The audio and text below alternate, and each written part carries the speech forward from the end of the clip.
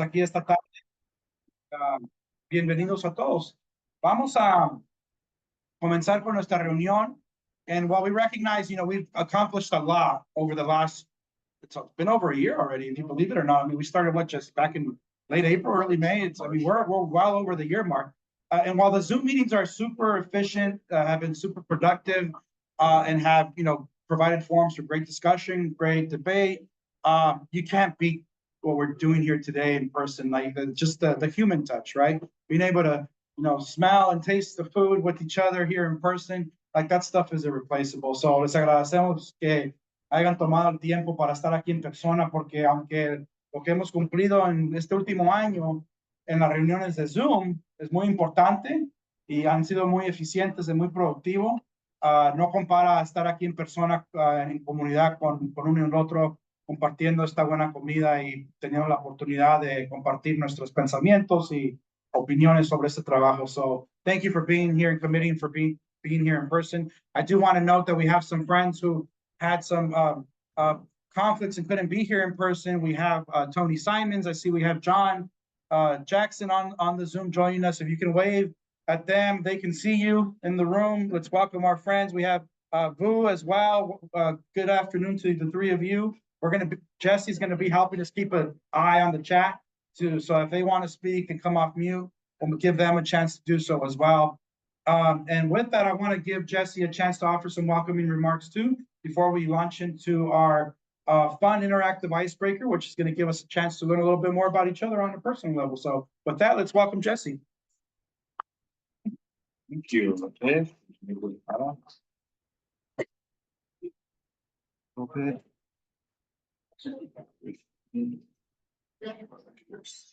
While I share screen here. All right, just living in this hybrid world here. So I think, again, it's great seeing all of you in person. And I think for everyone who was present at the last meeting, I think it was coincidental, but in a great way that we're actually coming together in person for this one. And so I think let's first kind of acknowledge that meeting. And I think why we're all here still, because I think it's very important as we start moving towards more and more consequential decisions. I think it's great that we can kind of establish this as a baseline. So in a nutshell, this work of Jobs First is about the economy, equity, and environment. I didn't put them in any particular order, but I will note, right, that this is an economic development grant, that's the focus. Love our environmental people, but this isn't a Cal EPA grant where they ask how many jobs are created by this.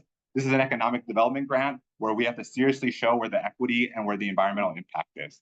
So economy, equity, and environment, those are the 3 E's, and we're all here for those 3 E's, right? We wouldn't be here otherwise. For those of you who are more economy focused or more equity focused or more environmentally focused, you're already doing that day in and day out. But we're here specifically because we want to accomplish those 3 E's. And I think everyone should acknowledge that everyone's here accepting of those 3 E's and not necessarily dismissive of any of them. Really quick. Yeah, sure. Jesse, lo que está aquí recordándonos, Jesse, es que cada uno de nosotros estamos aquí por el énfasis de las 3 E's.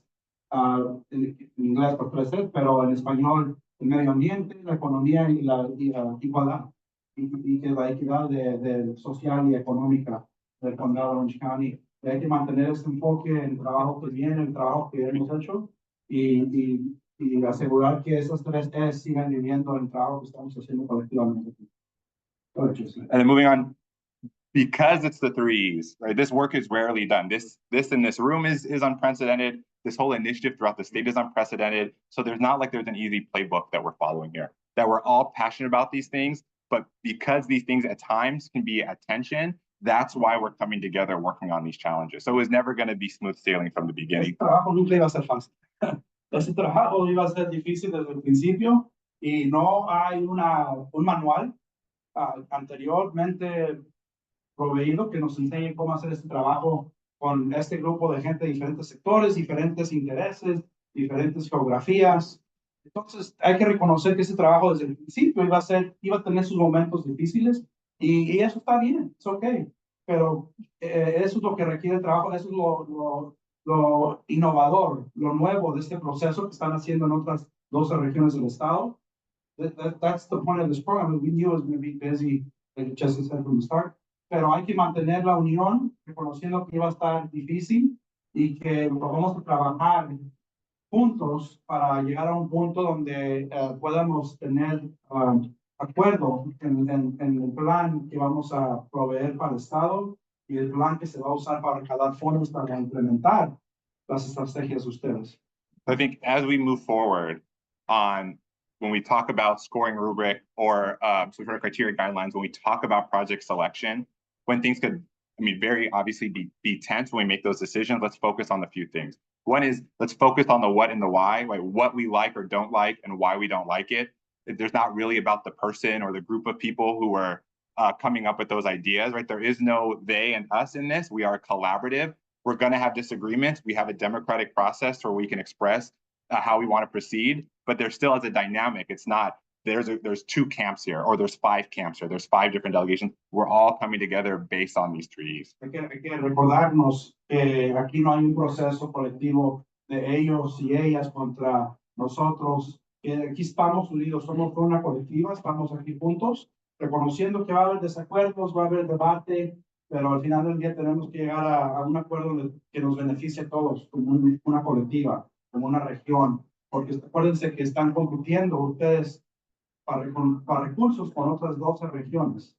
Entonces hay que mantener esa unión que les va a beneficiar a ustedes, manteniendo al acuerdo en lo que se va a decidir. Entonces, reconozco que va a estar difícil las conversaciones, pero eso es esperado. And so to end, because of the nature of this work, we have to allow everyone to be authentic, be who they are, and then how they operate. We have to recognize that everyone here cares deeply about the work that they do, this work, the work of the 3 E's. But I want to put, as you've seen both, and we can treat other with dignity and respect while we do this. It's not an or, it's and. We can do all 3 of these things. And I feel like that, if we can have that fundamentally as we interact with one another, that despite differences, despite tough decisions and heated debates, we're going to get some healthy outcomes for the benefit of this region. Y últimamente, Jesse quiere compartir que hay que reconocer que todos los que están aquí en este cuarto y que han contribuido a este proceso el último año, lo están aquí porque tienen una pasión, tienen un compromiso a ver que se mejoren las condiciones sociales, económicas, medioambientales del condado de Orange County. Y que hay que darle espacio que cada uno de ustedes pueda entrar aquí a este espacio colectivo con su persona auténtica, con sus ideas, sus pasiones, sus comentarios y respetarlas y darles la dignidad, así como nos pedimos que nos la regresen a nosotros y que esperamos que sigan entrando sus espacios de una forma auténtica a lo que ustedes traen aquí a la mesa con los demás. That ish, I think you're next. Okay, un aplauso, Jesse, por los recordatorios. Thank you, Jesse, for those very important reminders. Stuff isn't easy. We were talking about this earlier. How's it going in the other regions, Ish? You all are a lot more cohesive than some other places that we know about. Este condado, esta región se ha mantenido más unida, aunque hemos tenido sus debates. Hay otras regiones donde está puesto más agresivo y más complicado. Entonces es una reflexión positiva en el grupo de aquí, que están manteniendo el proceso democrático de una forma muy civil y respetuosa. So, you maintained a very democratic process with yourself here. It's been very respectful and very civil. Can't say with 100%. I feel like that in other regions. But so you should be proud that you're ahead of the game when it comes to the way you've been able to keep the cohesiveness here. So with that, we're going to dive a little deeper into encouraging you all to take your work hats off, take the hats off of who you're representing here as a sector, as an employer, as an interest group. And we want you all to learn a little bit about each other on a personal level. One of the things that this meeting here today lends itself to is for us to break down perceived us versus them and connect with each other on a personal level on things that are very similar, things that probably keep us all up at night. The common denominators. What's best for our kids? What's best for our family? How are those bills going to get paid tomorrow? How do I keep the things that aren't in job descriptions, but that we all share as humans, right? And it's that human touch, that human connection that sometimes we forget about or we distance ourselves from it because we're so deep in the cerebral day-to-day of doing my job, advocating for my sector as best as I can in spaces like this. So this exercise is going to give us a chance to take a step back and remind ourselves about the humanity of the people who are sitting next to you, despite the differences in priorities and ideologies and job titles, what have you. You know, what are those common denominators that weave through each of our personal narratives that we bring with us that sometimes we don't see, right? The things we're dealing with at home, the things we're dealing with when we're in the car together driving from point A to point B, that worry us and keep us up on it. So we don't want to focus on the half empty of that question. We want to focus on the half positive or the half full, which is what are some of the things that can get really morbid quickly. Right? We want to talk about and learn about at your tables, your individual tables, do a round in the next 20 minutes of what are some things that you're passionate about, you're interested in, that you lean into just as deeply like you do work here, outside of work. So in your personal life with your family, and when you have that time to yourself, how do you spend that time? What refills you? What fulfills you? What brings you that passion in your life outside of work when you're not docking in? When you're not on a Zoom meeting, what gives you, what keeps you going? Gives you excitement in life to continue to, continue to exist in a very full way on this planet. And so share those things with each other. And I bet you're going to find commonalities. You're going to find things. Hey, I like to knit too.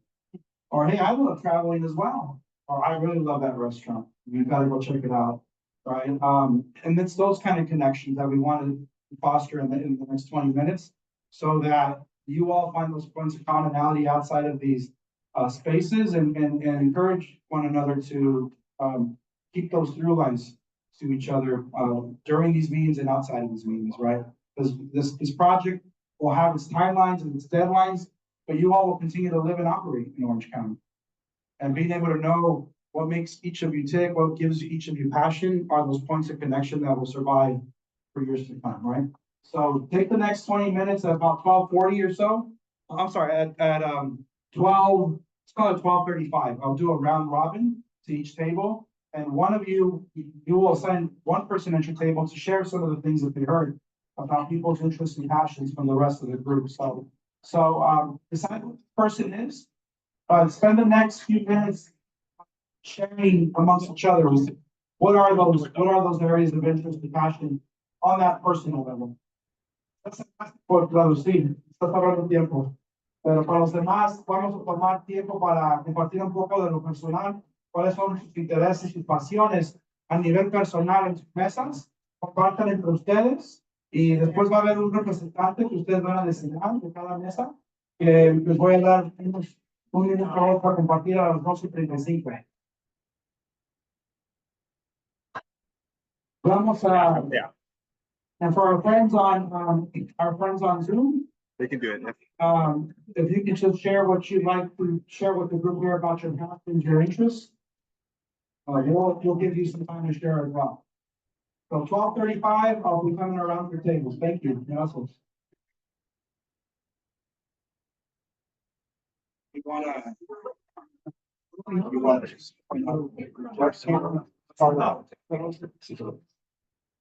We got a collaborative.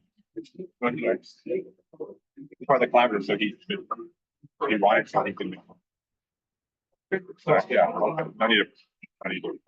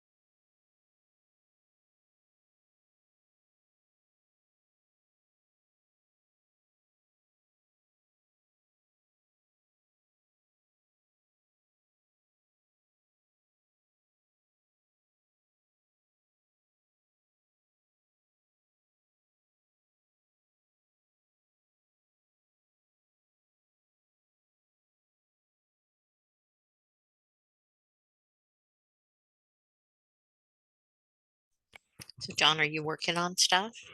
I realize you're in charge of the entire tech empire.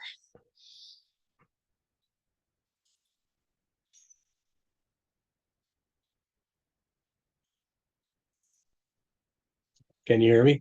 I can. Yeah, so what's the context of your questions? Tech Empire? No. I just know, and Vu, I didn't know if you guys would prefer to talk or I'm good to I've got stuff to do too. Oh, But I I didn't know if you had other things that you needed to do. I didn't want no, to put no, you on the spot.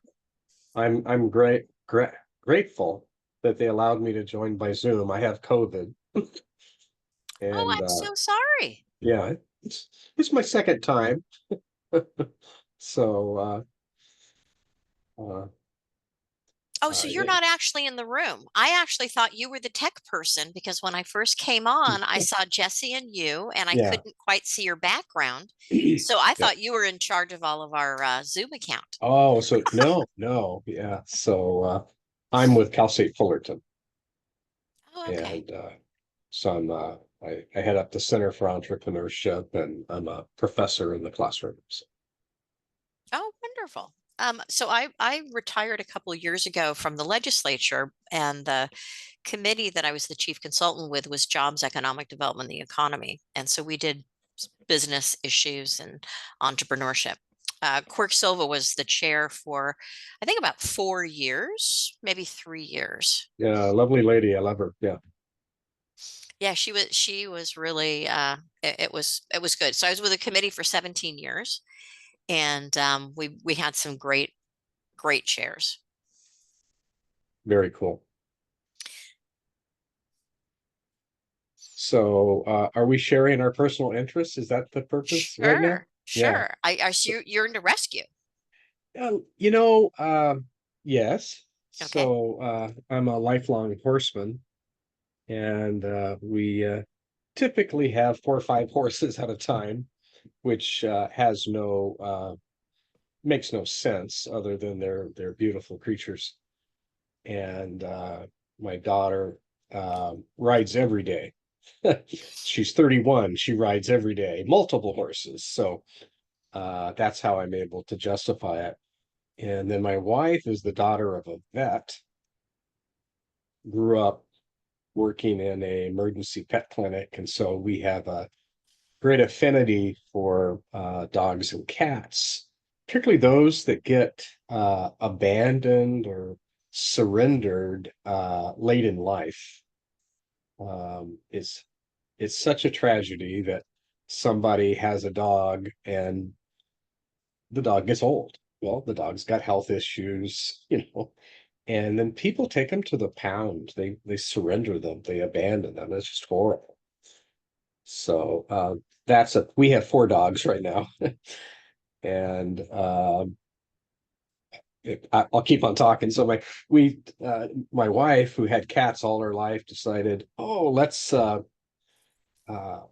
out with the shelter with cats. And so she ended up we built a fenced in area, and we got a mama cat that had like 6 brand new babies, right? Kittens. Uh-huh. And so it was wonderful. And 1 week later, the mama cat bit my wife. Oh Well, no. it happens. Son of a gun. In 24 hours, wife Janet is in the hospital with a severe infection, and she was there for 10 days. Oh my gosh. So here she is, the daughter of a vet, cats all her life, right? And we had no idea how bacteria and virus and infected is a cat's bite. And she developed sepsis. And Oh my gosh. From it a was cat. very Oh serious, a my cat gosh. bite. So scratch the cat rescue, I guess. And about 20 years ago, I decided, well, I'd like a parrot. I'd had little parrots, cockatiels and things. I want a big parrot. So I got to know some of the folks in that community, And it turns out that the average parrot, like full-size parrot, like a macaw or Amazon, or they live 60 years or more, right? Well, they typically have 8 to 10 owners in their lifetime because Oh, wow. people keep on giving them up. And so there's a huge community devoted to helping find parrots, regardless of age, new homes. And so I have a couple parrots. So anyway, that's a long answer to Wow. that question. Do you have 0 cats now? Right at the second, for the first time in 45 years, we have no cats. Okay. So. And I Hi, have Donia. Did you want to introduce yourself? You're not allowed to talk about your work. I think that's the only parameter. Yes, hi everyone. My name is Donia Alkayali.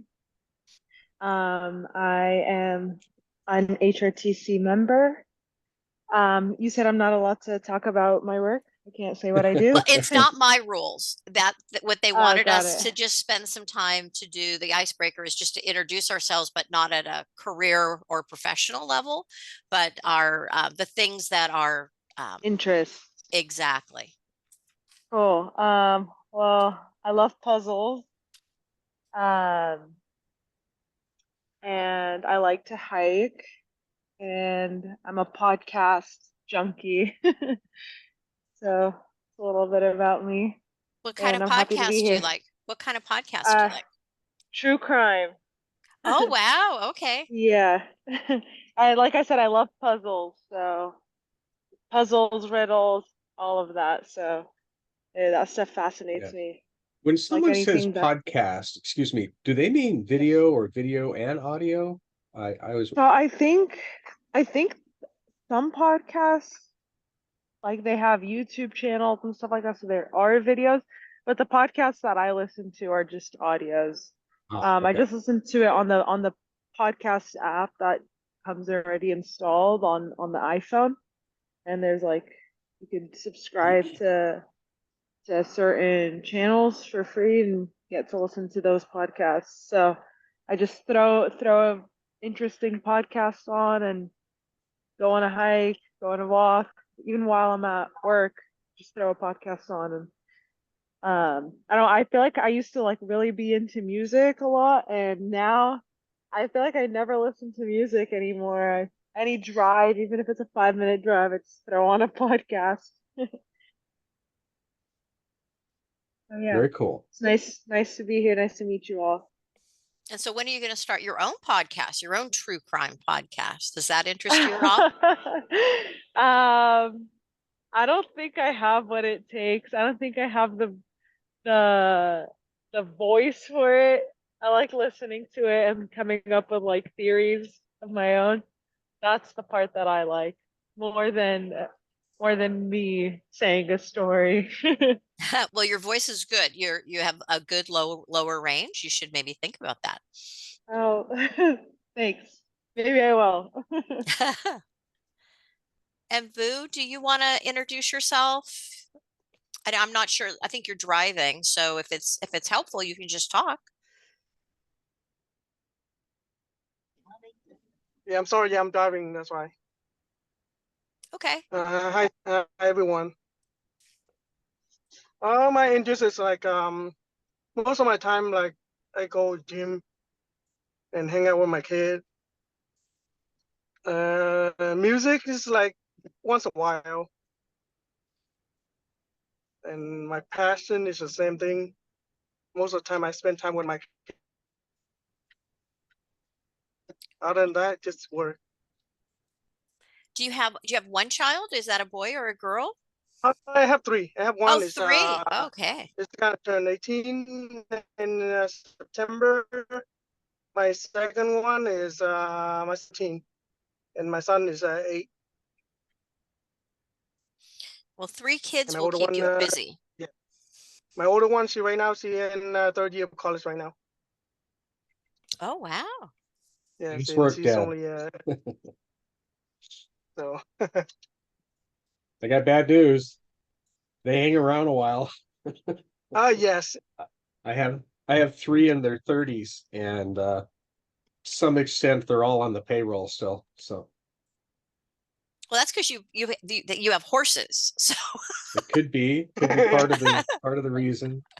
But it's relevant to this project is that it is so hard for young people to get their careers started and engaged, you know, and to get the economic engine firing. It's so expensive for young people. I can't begin to compare my life when I was their age versus the opportunity that they have now. It is just night and day, so different. yes. no, Yeah. I agree. I have two children. They're both grown. One is 50 and or I'm sorry, one is 40. She would kill me. Oh. One is 40 and the other is 26. And I love to work. I find my work really interesting, but I do but in my free time I like gardening is probably the thing. I don't like listening to podcasts or music. Although there's Right. always music going on in our house, both my husband and my son who lives with us, so I do understand about getting started. Um, they love music, and so they're in charge of the music. I don't have problems, but if I had my day, my perfect day is in total quiet with only hearing maybe nature in the background. But I spend most of my day in meetings. So I have lots of people talking on me all day. I do see the guitar in your background there. That's my husband, the Okay. music people. So I have one too. It doesn't make good noise though. I'm so bad. It's on my to-do list. Well, John, looks like they're gonna put the microphone back on. Do you want to be our reporter? Right, involvement with youth and that. Right. We've got disabled adults. And then we've got cultural I'm affairs happy to. component, as well as navigating the system as a first generation immigrant. And then we've got working with young people and disabled situations that they have resources and support. And I'm kind of similar. I just like to connect people to their passions and interests in life. It goes back to the place at one time in my career. So anyway, we have a great table of great people, and it's really cool to hear that even though their professional life is very attached to food, seems like so is their personal. All right, so if you're all looking for good places to park some money. This is the table we come talk to right after those tax discussion, right? We're gonna turn over here. Who do we have? Please share what you heard of your thing. Hello, everyone. My name is Pepper Russell, and Boys and Girls Club of Central Orange Code. My table orders as well. Caesar enjoy spending time with his kids, enjoy soccer, and he and his wife like sports and basketball. Apollonia gathering gardening, and he is growing jackfruit, tomatoes, zucchini.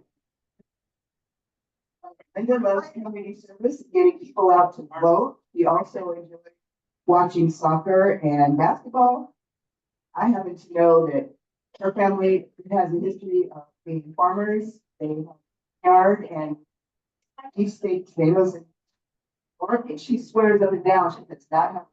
I gave her a cactus a couple of years ago, and it's for me, I am a mentor, longtime mentor. My husband raised up boys that I know father figures, and we become mom and dad, including one that you may all know is Leon. That is my nephew. I'm gonna try to summarize what I have. So if you're looking for sage advice, this is able to come through. And if you're looking for a fitness plan, nutritional plan, it sounds like these are the folks you want to talk to as well. So thank you. Let's move on to this table over here. Who's oh, okay, we'll go to Andrew. All right, how do I follow those? Great. we didn't take as detailed of notes, we went a little bit more broad, but our table has a lot of personal information.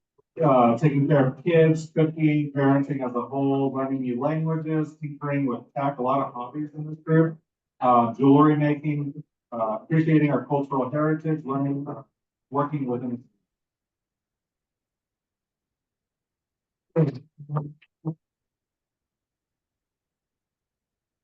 But you want to like believe, this is your favorite practice. I'm very interested in doing some lonely travel right here. This is your place. All right, who do we got here? Luis? So, Luis, with Rex Santana, I'm gonna try to remember everyone. Bobby, just, a documentary that he, produced is now on PBS about the Buffalo Soldiers, who he has ancestry among the Buffalo Soldiers. Marisol loves dance, all kinds, and shared the different, that she founded a dance group when she was in high school and still loves dance. Christian just graduated from Cal State Fullerton.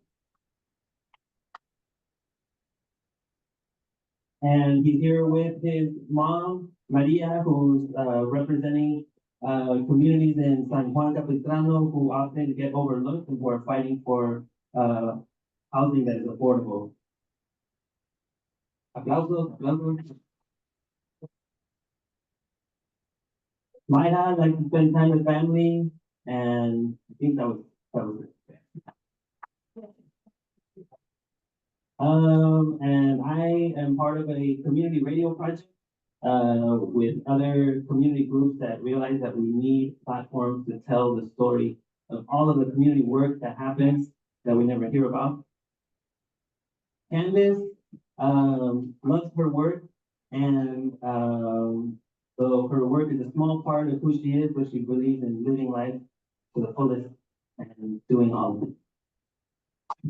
And Denise had so many things that she couldn't pick one. So we'll give her a applause too. This is the table to find some inspiration, right? And if you're sorry amplified, some multimedia channels right here. Visual, audio, this is the place to come to market and promote. All right, let's go to this table. Who's our speaker here? Next, we got, yeah. So, hi, everybody. So this is an amazing table. We shared that majority is very passionate about family and then finding a way to plan the future once the kids. So that's another thing. We also talked about trouble, and we talked about being passionate about work, continue working and working and working. That's also beautiful hobbies as well. But I think where we all started talking about it and we took it to the next level was the inspiration of a painter who just started at Ambition, and he's painting maps. So he looks at an image and then maps it out. So that was the most impressive. That was a good thing. Thank you, Dorothy. So if you're looking for inspiration on how to map your life, this is the place to come, and the specialty consulting, I think too, right? For the state finding, okay, great. Who's in the Minnesota table back there? And this table right here, are you the representative? All in gold. Hi everyone, I'm Michael Grafweiser. I work at Chrysalis, by Employment Services. So a lot of great conversation at our table. I don't know how I can summarize it briefly, but we had gardening and delicious vegetables. We had a lot of music themes and specifically metal concert. If you want to go get advice, talk to April. We had a lot of just travel and family and all of that because our kids are important to us, different ages. We also had a dancer at our table who did it a lot at a young age and is just now taking up jazz dance again. So we try to encourage the performance, but we have to wait for that one. Again, some travel coming up. I'm also a musician, so I play cello, and it's kind of like my escape to keep my mental health outside of work. So yeah, so a lot of things: gardening, music, travel. Oh yes, and a lot of great travel associated with doing kind of mission work in some pretty remote places around the globe, Africa, Asia. So we got to hear about some trips that were like a lot of dirt floors you were describing, and kind of service oriented travel. So we're trying to summarize that. Good luck, but feel free to come to any of us. I'm gonna try it here. They're looking at private to a Slayer concert, so Broad and dance, and then do some good while you're there before you hop back on the plane. This is your group, bro. This is your group. All right, who's all right. Wow, what a tale. So first we have Peter, Paul, and then they nicknamed me, John nicknamed me Mary. I don't know if I said, music from the 60s. Doug. And then we had Chris and Annalisa, and then Anna joined us. And so first we talked about shoulder injuries, and so I will demonstrate a great exercise that he wants everybody to learn.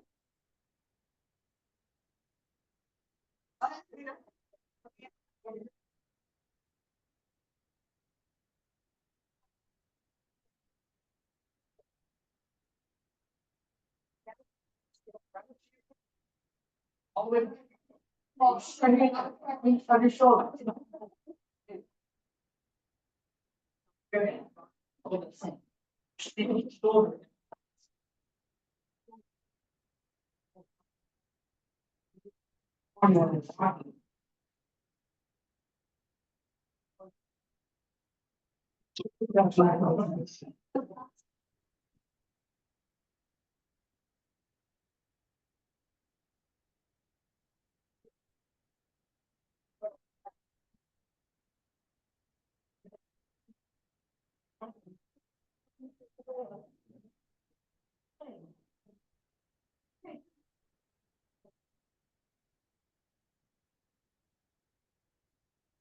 He runs the hospice. At this situation, they are like angels around this pond. Thank you. Paul, who's a firm. Also a coastal contradiction. And then we have Peter, who is the theater professor. He just did a play in Shakespeare. We really want to do the ring pigeon. Then we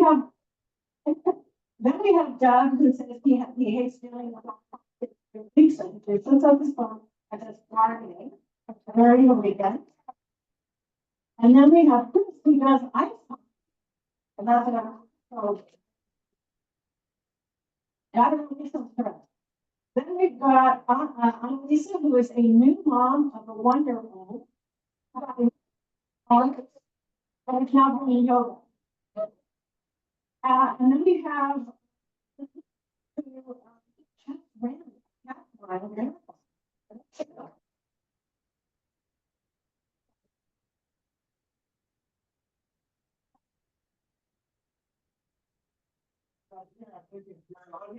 really fun outdoor activity, and this is the place, if you happen to, mess with your shoulder, we've got the solution in the same group, so.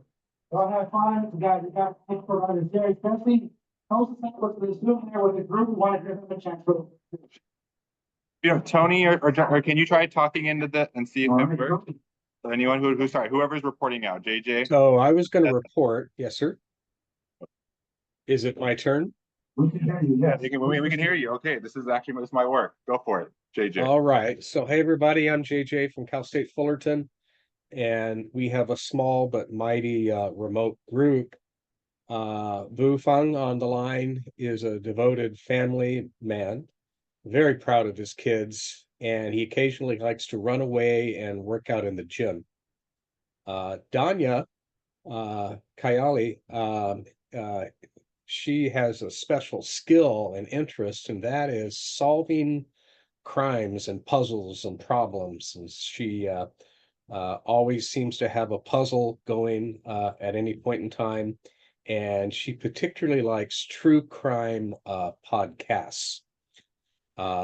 Tony Simons has a passion for quiet mornings where she can find time for herself, get things done. And when she ventures outside, she likes to garden. And as for myself, I'm very active in animal rescue, which includes horses, dogs, cats, and parrots. A piece of trivia for you. Those large parrots that live 60 to 70 years, oftentimes they have 7 to 10 owners in their lifetime, and they get surrendered a lot. So guess what? I have a few parrots. Back to you, Chelsea. Great, round of applause for this group. So if you're looking for a pet, this might be the group to come talk to. But I hope you all enjoyed that. I certainly did, hearing and trying to synthesize it for you all along the way. But some of you already started noticing the connections, not just within your groups, but across your groups, right? Hey, Bobby, you need to go talk to this guy over here and make a movie for that. There's a lot of richness and wealth in this room in terms of experiences, resources, and we certainly encourage you to continue leveraging the strengths that you have in this room with each other.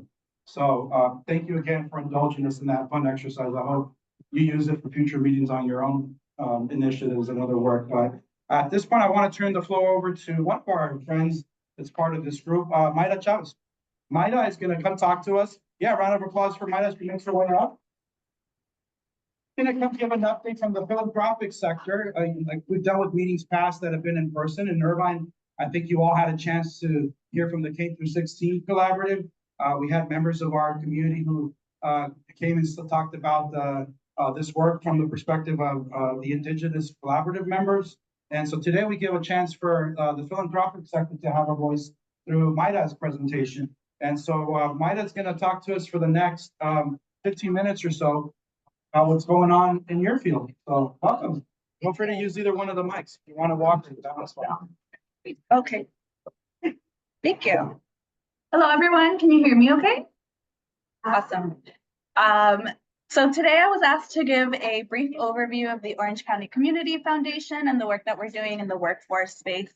I'm Mayra Chavez, Donor and Community Engagement Officer at the Orange County Community Foundation. I work on a number of community impact initiatives, as well as scholarship programs at OCCF.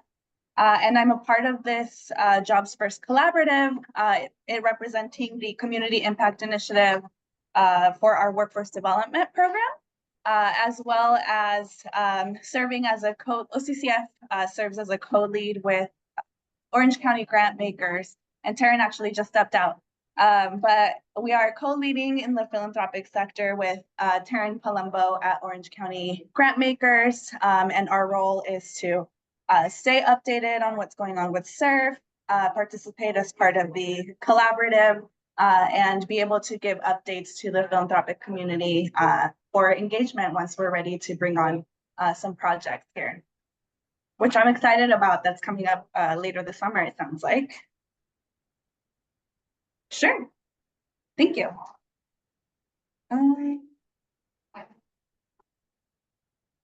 So what is a community foundation? A community foundation is a public charity that usually focuses on a particular geographic area supporting local community needs and local nonprofit organizations. There are about 800 nonprofit or community foundations across the nation, and most have primary focus areas of charitable funds, grant and scholarship programs, and community impact initiatives. At OCCF, these are our focuses as well. And community foundations are intended to bring in pooled funds and facilitate donations to be able to support nonprofit organizations, local community needs through impact initiatives, scholarship programs. We also sometimes host giving circles. Any way that we can engage the philanthropic sector to be able to support the local community is the job of the Communities Foundation. So OCCF, we're excited to celebrate 35 years of impacts this year. We've grown a lot since our initial founder, Judy Swain, started this work in 1989. We are now home to 600 or over 600, I should say, charitable funds benefiting a wide range of causes. We have donor advised funds, which make up the majority of our granting. Agency endowments, so those are any funds that are started by and for a particular nonprofit organization. Scholarship funds, legacy funds, and these legacy funds help fund our field of interest competitive grant programs. So if there is any particular area that your nonprofit organizations work in, it's really good to connect with community foundations to see if you are a good fit for one of their competitive grant programs, or so that we can share out with the different donors that are a part of our network. OCCF grants about over $100 million per year now. Again, the majority are through our donor advised funds. So I'll do a quick plug. We have monthly meet and greets where nonprofit organizations can sign up to meet with our philanthropic advisors. And then we share out all of that information within the philanthropic advising team, and who then go out and seek the donors that are interested in the particular areas that your nonprofits are working in. Our mission at OCCF is transforming our community's heartfelt intention into greater impact for good. One of the ways that we do that and that we've grown more in the last few years is our community impact initiatives that are focused on particular focus areas in the community. We've had the Veterans Initiative, which I think Bobby McDonald has been a part of, maybe a few others here in the room. We have the OCOI initiative, which I think Marisol in the back has been a part of with Awkward. And then I have the great privilege of working with Dr. Wallace Walrod on the Workforce Development Initiative. So we have the Futures Working Workforce Development Initiative. The Futures Working, some of you may already be familiar with this branding because we are bringing together all of our workforce support at OCCF through this Future is Working branding, if you will. We have a giving day that happens every March for different organizations that are focused on supporting the workforce in the county. I know Chrysalis is part of it, and a few other organizations. I think a lot of you here might actually be familiar. And then our Workforce Development Initiative is focused on creating talent pipelines to middle skills jobs. It's supported by a legacy endowment fund that we have at OCCF, the Henry and Ellen Warren Family Endowment, that is focused on supporting education and workforce. And so we're able to use some of that funding to support our initiative. But at this time, I'd like to invite Dr. Wallace Walrod up to share a little bit more about workforce.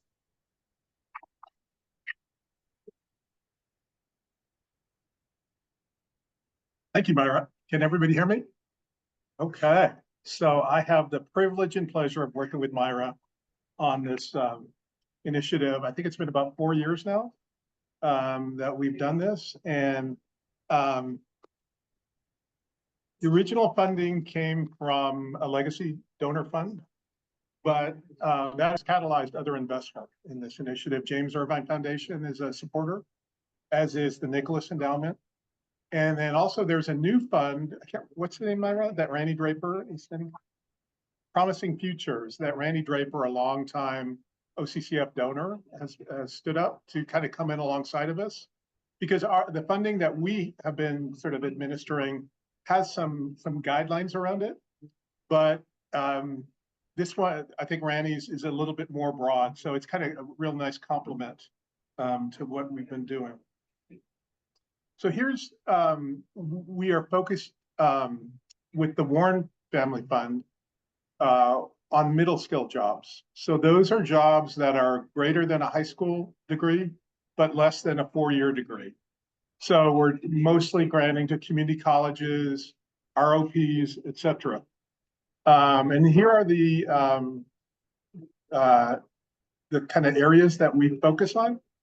So graduating high school seniors. So we do have some projects with high schools in Orange County, disconnected youth, and then underemployed adults. So we have formed sort of a model, a 3-legged stool, if you will, of employers. Usually we try to start with employers because they're really who's going to ultimately hire these people after these students after they get out of that our initiative. The funding actually has to go to educational institutions. That's part of kind of the parameters that were set up when this funding started. And then we have a lot of nonprofit partners as well. Okay. So since 2019, we started like right as really we started in 2020, I think, but most of our funding, some was in late 2019, but COVID hit. So that was an interesting experience to try to work with educational institutions as they tried to pivot and grapple with, what was going on with COVID, going to a virtual environment. But so far we have granted about $2.3 million, a little bit over, I think, as of last month. That's gone to 23 different grants across 14 workforce projects. And here are some of the partners that we've granted. As I said, we have mostly focused on community colleges. We're starting to invest more in ROPs. We've done a little bit at the high school level. But I think the best way to talk about it is to talk about some of the programs. We are just launching. So we kind of, although we've had a few outside the kind of parameters, we have really focused on healthcare, IT, and manufacturing. So we're just launching a new project with Santa Ana College. They're retooling their manufacturing program. I won't go, into each one of these other than to say, San Diego Canyon College, we have this behavioral tech program. We've had a very successful partnership with OCTA. They rapidly aging workforce for their coach operators or bus operators. So that's been a great partnership that started with Saddleback, and now Santa Ana College is also coming on board as well. So they'll kind of alternate each semester between the two. OCTA has hired most, if not all, of the graduates of that program. Probably the one that's most popular with everybody is the Hornet Drone Apprenticeship Program. Hornet being the mascot of Fullerton College. And we have had great success. Everybody's excited about the potential drones. Students are excited. And a lot of them are getting placed at places like Southern California Edison. It's a really neat model, if I could just take 30 seconds. So I think OCCF had the first dollars in, and then that catalyzed a $500,000 apprenticeship grant from the state of California. They also, I think the Samueli Foundation gave them some money. And then I think we were the last dollars in, and the last dollars that we put in set up like a revolving loan fund for students to get their own drones. And so students have to get flying hours through the FAA to be commercial drone pilots. So this allows them to go out, get that experience, get those hours. And it's sort of a social enterprise in that Hope Builders and Fullerton College itself aggregates work for them. So Southern California Edison, some real estate companies, et cetera. And so part of their wage goes to pay off the drone. So when they leave the program, they actually have a commercial drone, which are not like these little drones that I think you see probably in people flying over a park. These are big commercial drones. So at that point, they can go to work for a company or they can start their own business. And there's a big demand for drone operators at this point. Like I said, I think due to time, I won't go into each of these, but another healthcare project with San Diego Canyon. We've had a long partnership with High School Inc. in Santa Ana at Valley High on work-based learning in healthcare and IT. Chalk has been a core partner of that. We just started working with North Orange County ROP on a dental assistant and a sterile tech program. And then they also are coming in with some students who are interested in drone technology as well. The last two, the one on the left is an interesting project. Fullerton College had a building that they were not going to be using for anything else. So it developed like a salon there where I guess usually when people go to work for a salon, they have to pay for the chair. And this allows them to do that and build up a client base before they have to do that. So it's kind of an interesting program. And then finally, we have a good project with Cox Communications to do customer service and sales training, primarily with existing employees of Cox Communication.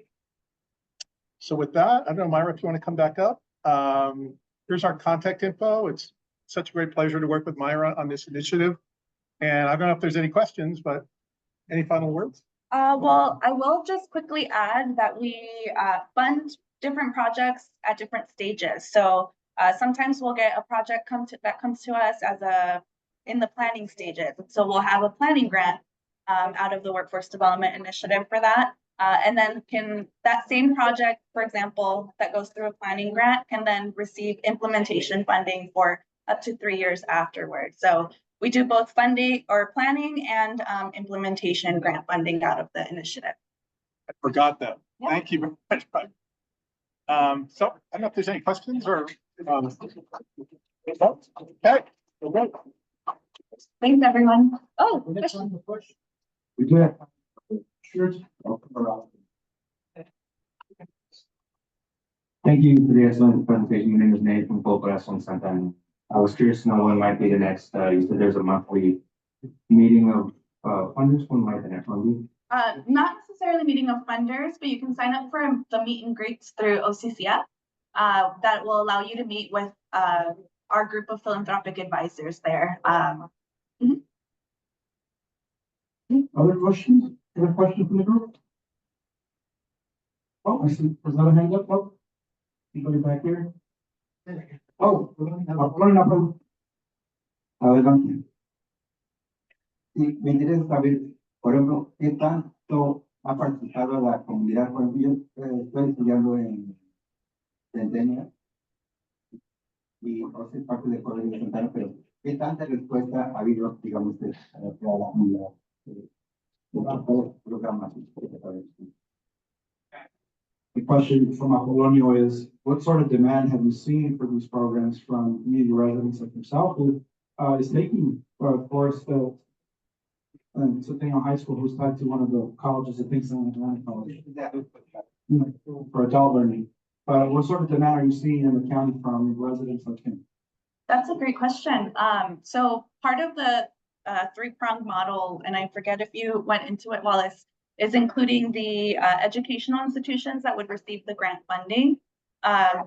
Employer partners, ideally, who can help share about the information that they need or the hiring needs that they have and the types of skills that are needed. And then the nonprofit organizations that are partnering are who do the outreach into the community. So we do have a number of different nonprofit partners that are really well connected in underinvested communities and that can help share out about all of these different programs. And I should say each project has a different partnership to help share out with the outreach. One quick question. How can we better help your support, any of us in this room? I'm with the Orange County Hispanic Chamber of Commerce. How can we better support you guys and help you? Obviously, we have a lot of business owners that are part of us, a lot of nonprofits. How can we in this room support you or help you out any of that? Sure, thank you. And I'll take a stab at it and then hand it over while so it'd be great if you're hearing any employer needs at the Hispanic Chamber, anyone who has specific skill sets that they're finding or having difficulty with filling, then we can help either find a program that matches or see if there's a partnership opportunity to create a custom program that meets those needs. In terms of the nonprofit organizations, if you're if you're interested in getting connected and have employer partners, please feel free to reach out. Our program really focuses on having that employer voice, so that everyone that goes through the programs then has an opportunity to have a job lined up at the end. So it's not just certification and then they go off and you know, fend for themselves, but ideally there should be a job available for them. But Wallace, anything you'd like to? I think you answered it perfectly. Great. Round of Perfect applause answer. for the people going to Dr. Laura. And yeah, Sandy has been back with Myra, if you feel your organization can play a role. You know, a resident could benefit from these wonderful programs. I think Apolonio Myra was interested in following up, so Apolonio, se pone en contacto con Myra antes de irnos hoy. Thank you again. And so we'll continue to make space for presentations like that from different sectors to bring you very timely, important information on resources and programming that's already happening that you can leverage and connect to for the benefit of your constituents. So at this point in the agenda, as you can see up on the slide, we have a discussion, a quick presentation from my colleague Annalisa, who just heard is a proud recent mother of a 1-year-old child, who is very lovely, by the way. She's going to walk us through a conversation on the theory of change that is in front of you here. So as we move into this, just want to offer a reminder when this whole collaborative work started, one of the state of California's guidelines was for each of the 13 regions to either identify a mission statement and some goals, or do a theory of change exercise.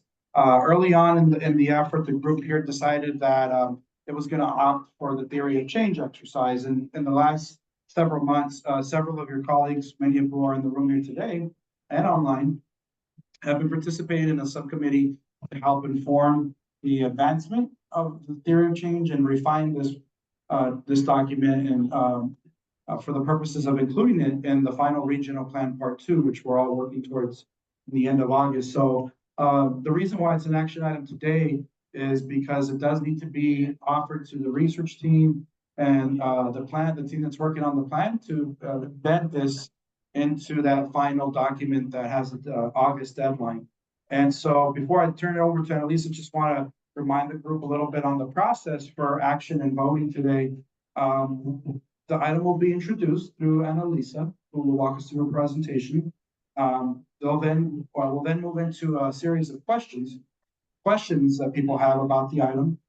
Once those questions have been addressed, we'll move into discussion. So when we're in the question section, we want to save that space for questions, clarifying questions or other sorts of questions you may have. But then we'll go into discussion about, this looks good, this doesn't look good, or here are my opinions about that. That'll be the third section of the process. The fourth section, after discussion has been completed, is closed discussion. So all comments will be closed, and then we'll call for a motion and a second from this group to exercise a motion on the action item, or which could be to accept it or offer other direction or potential, slight amendments, approve with amendments or what have you. But we'll need to be a formal vote today to give direction to staff on how to proceed with this document. So without further ado, I want to turn it over to Annalisa, who's going to spend a few minutes walking us through this, encouraging those of you who are in the room and online who have contributed to also offer your 2 cents on this process today. And then I will help her roll around the room with the mic to give you all a chance to ask questions when we get to that part of the program. So Annalisa, turn it over to you. Thanks everyone. I'm gonna lift this a little bit. Hi everyone. For those I haven't met, I recognize a few folks. Good to meet you. This is my first in person with you all. So good to be here in Orange County. Much cooler than my native Los Angeles County, or it's just Fresno County. So thank you all for the cool weather for one day. Really, really appreciate it. So as Ish mentioned, this exercise is something this collaborative voted on, I believe in October, to do together. We called for a subcommittee, received volunteers to help work on this. And then we put this together based on a model that you can see hopefully here from an organization called the MARC. They are contracting with the state to kind of help us make this a little bit more refined, and then get a better visual, make it look really pretty. The goal of this is to design a piece, a one pager that really you can hand to anyone in Orange County, a neighbor, a friend, a colleague, and they will know what this work is about through this. So for those, maybe we can start here. Who's heard of a theory of change or maybe worked on one in your organization? Raise your hand. Okay, so maybe like half. How many of you know what Cliff's Notes are from maybe high school, where you got them from a friend in English class because you didn't read the book? Yeah, so this is Cliff Notes. This is a hyper summary, very condensed version of the different subcategories. It's really broken into 3 parts. The farthest left side is our problem statement. It's the what we're trying to address, kind of the why we're here. The middle is process. So outputs and inputs. It's what are we doing? How are we doing it? And then our outcomes are what we're hoping to achieve, right? What are the goals? What is our vision? What is our mission? You can think of this kind of as a vision and missioning exercise. So you'll see here, problem statement's a little long. You do have this also in your agenda packet. That's easier to read. We can, if you want to read it on the screen, I could take a few more minutes. The farthest left, as I mentioned, is the problem statement. We took all of this information from the subcommittee, condensed it from materials we already had existing, from presentations, from you all, and from the grant itself to come up with this language. Our problem statement is a little long, but it fits in the box. It's Orange County is at a critical juncture due to outdated perceptions in a changing socioeconomic landscape, facing challenges such as a shortage of affordable housing, rising living costs, labor force gaps, environmental vulnerabilities, disenfranchised and disinvested neighborhoods, and the digital divide. These hinder a region's ability to promote a unified, sustainable, and equitable growth strategy, impacting its competitiveness and residents' quality of life. That's where we started. We tried to synthesize a lot of the work and things that you all had generated. Inputs you can think about as the tools. What are the tools that are disposal right now? This looks like this group right here. Some data that Chris and others are working on. It looks like the residents. It looks like data teams, technical teams, the state itself, community and youth engagement, and this regional plan part 2, which we're turning in at the end of the month, next month. The outputs are what is an immediate, kind of more immediate activity that's going to come out of those tools. So these are some of the goals, including grade age funding, stronger communities, more inclusive planning, kind of the things you would hope would come out of this process. Where we get to outcomes is a little bit of a more general idea, right? So you'll see those are broken into short, medium, and long-term outcomes. Those are things that maybe we need more of your help with today. What are the things that we want to see outcome-wise that in either one of any of those 3 boxes that can kind of, we can point back to and say, this is where we are going. This is what we want to do. You can see we have some general ideas, right? The reason we're all here is to really build a more inclusive, diverse, and equitable county, arguably state in that. But as Ish mentioned, today's action is really to have a good discussion on this, to answer any questions you all have about process, to thank the 4 individuals, Andrew, Tony, Annette, Gary, who I don't think is here, all gave many hours of their time to kind of think about this. How do we want to visualize this? And just have a launching point for our discussion today. So thank you, Ish, for being my runner here. Yeah. We can go around. Ish used to run too. I'm surprised that wasn't your hobby. 100 pounds ago. He's going to serve as our runner today to All right. ask any questions. Thank you, Ish. The questions part. So again, this is the discussion.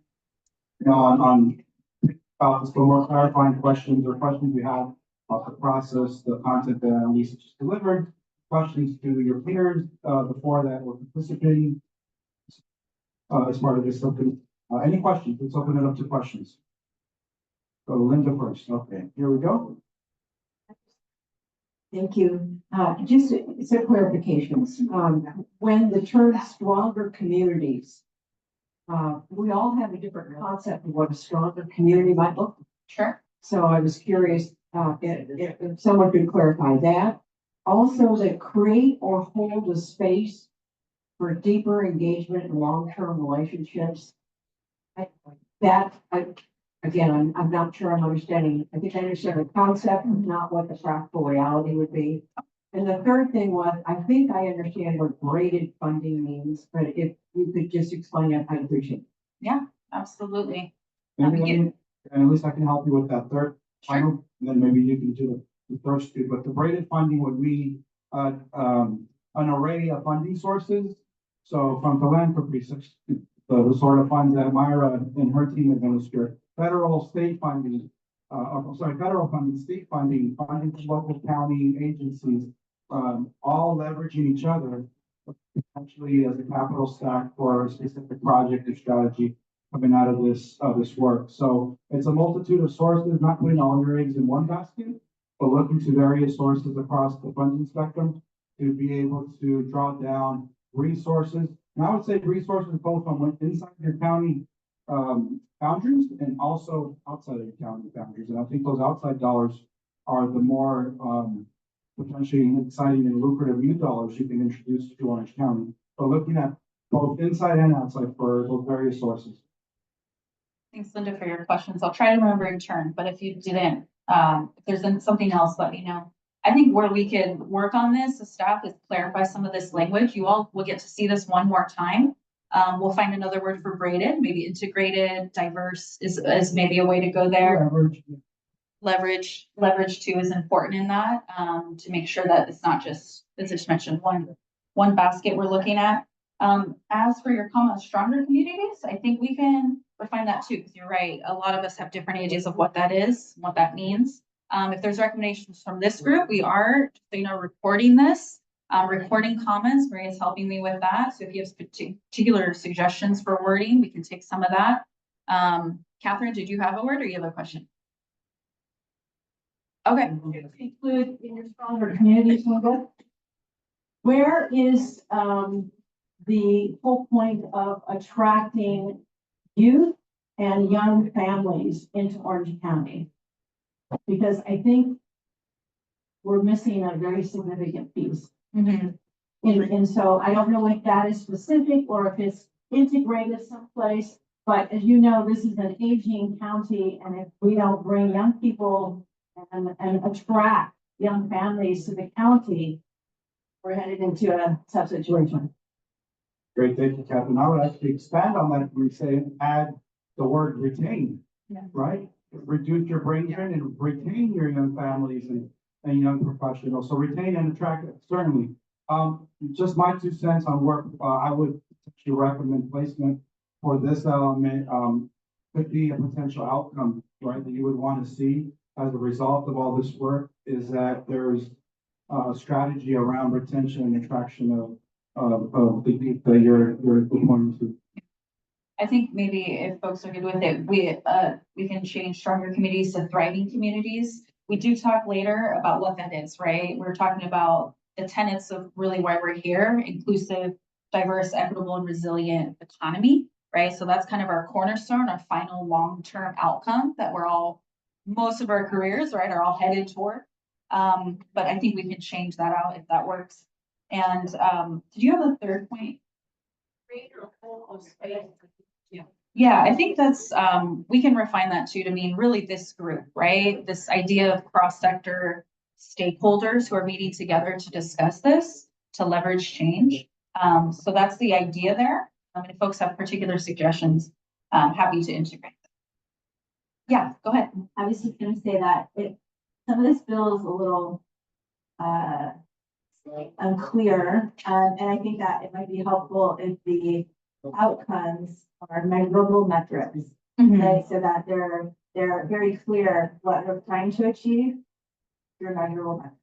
Yeah, thank you. Point well taken. This exercise is done, I think, by many of you for specific programs. So this could read as very general to many of you, and we acknowledge that. In the next iteration, we can take a look at putting some of that when the data team has it to kind of input a little bit more in those areas. Point well taken. to, the previous point, I was gonna say, how can our outcomes be, accessed and measured?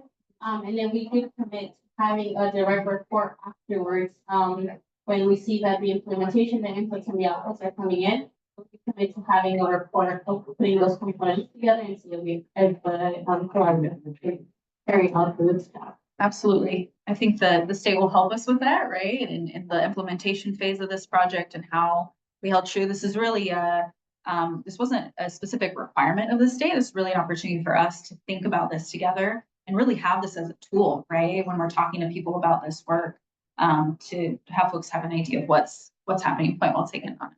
All right, so I think we have Nate. yeah, we've and got then a couple more questions and then we'll move into general discussion. So questions. I just want to make sure I understand the purpose of having a theory of changes so that we can kind of use this as a basis for when we proceed with further specific metrics and outputs, or is that wrong? Yes, this is a starting point. Again, there was no specific requirements about what this needed to include. This is really not a, to Anna's word, a metric checking document. That'll be later along in the process of this when the implementation phase hits. So this is not anything we will be, I don't want to say held accountable to. This is more of our tool, our Cliff Notes to guide us. And it's less of a measurement metric that we would be measured against, if that makes sense. Yes, one question. So I'm looking at two of the graphs over here. I'm looking at the community and youth engagement and over to the left. I'm looking at rising living costs. It's always going to hit us. Labor force gaps. Everyone drove here in a vehicle today. I'm pretty sure. Everyone, you get your vehicle maintenance, you drive on these roads, you're in these buildings. The youth, we're gonna have about 10 years, the youth would rather look at trying to make 100 grand off of TikTok than using their hands. So we need to start, well, that's gonna be the problem. Who's gonna be building this stuff in the future? So that's where we need to get the youth involved right now. Because there's money to be made, and it's gonna be a great career for them. We just gotta get them engaged. Absolutely. I think that's certainly an asset. And I think this idea of a stronger and more diverse workforce here in the House addresses that, right? This idea of, you're talking about the need for electricians coming up. Yeah, ready to recruit my 1-year-old to get trained in becoming an electrician. So to your point, this economy is evolving and we need different things. We will need different things, but we have to meet folks where they're at as well in that training and what they want to do. Yes, Lexi. Awesome. I don't personally remember long-term outcomes if I increase diverse, equitable, and resilient long-term community in this application. Is resilient, are you referring to like sustainable? And what do you mean? Yeah, that's a great. So that language, this language on the very right. So what you mean? Yeah, great question. Resilient really comes out of the original language and statute from the California Jobs First grant. Intended, and you can help me here, but really to think about as a reaction to COVID and all the kind of the damage and the challenges that had to be overcome after COVID that we saw very clearly in our communities.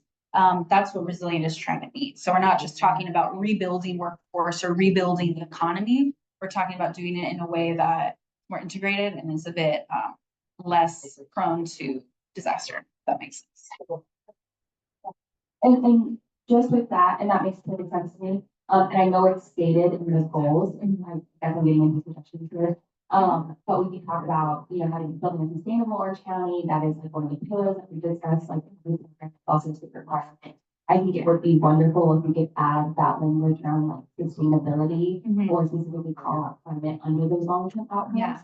Because resilient, like as you It's not refers to kind of a broader. Yeah, absolutely. We will add sustainable specifically there. Yeah, at least I was actually gonna, expand on resiliency, but embedded within that word from a state perspective is this idea of climate resilience. How do you mitigate, how do you successfully position your county to be resilient to not just economic shocks like COVID-19, but also natural disasters caused by climate change.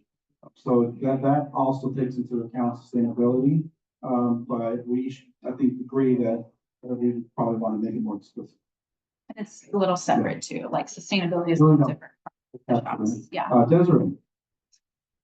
So I just wanted to point out for midterm outcomes that stronger, for the people on the list, that's stronger. But under outputs, seeing enhanced competitiveness. And Let me see, quick. I don't know if we cut the end of that because it might wasn't cooperating, but the wording of enhanced competitiveness. Okay. Is there a word that you think would fit better in that section? Okay. I know what we need to go and get. Maybe enhanced collaboration for. Yeah, and I think that's if it's okay with everybody, unless there's any other questions, can we move into the discussion part? Just maybe start on this point, is that okay? Yeah, all right, so let's start the discussion, which I think what the return, what the guidance from the state here on competitiveness is, yeah, like the absorption potential of your county as a whole. Track that third graded funding that we talked about earlier. Like, what's your okay, here we go. Don't move. Please. So I think it refers to that, like what's the part of it does, what's the absorption capacity, the ability of your institutions, your nonprofits, your local governments to attract, receive, manage, and deploy funding for programs. And so that word is really guarding me, I think, and really there's a lot of things compacted into it. So maybe it's just a matter of Desiree flushing some of that out to read a little bit more, a little more explicit, not as wonky as it does. I'll share in the mic just so I heard something about better pay. There was also a suggestion about using the word strategic. So we could entertain those for this section too. I think we're waiting to see if anyone online has any questions before we continue with discussion. Oh, sorry, someone online. None on our part that I know. There a question online? Oh, there is not. no questions. Okay, thank you. Okay, great. This is great. So yeah, thank you also to you and the team who put this together. As I was kind of digesting it, sometimes I find that for these kind of documents, this kind of tool, thinking a little bit in categories can help it, and then maybe help it also be like to your point of that someone kind of gets it right away. So like, for example, with inputs, my mind goes to, and I think for some of the kind of theories of change things I've worked on in the past, was almost like human capital or funding or collaboration and it's kind of a long list now, but I wonder, as maybe a general point of feedback, is that could help. It could even help with activities, maybe, convenings, that various different kinds of convenings, maybe there's, research or what are kind of the buckets, which also I think could help make it less definitive, because hopefully maybe over time, maybe we think of a different type of activity versus these only have to be these specific activities. So that's just sort of like a general point of feedback that would help the next draft. Thank you, appreciate that. And maybe an opportunity to make another more synthesized version, right? Or something that folks can just have ready. We wanted to make sure we were highlighting, right, all of, especially for inputs, everything that's gone into it so far, which is why it's rather long. But point well taken. I think we'll move. Any other points of discussion? I've not been timekeeping for myself. Oh, Nate, we got one more. Anyone else other than Nate? Work my way back. I was told that the more go that way, the less the mic breaks. So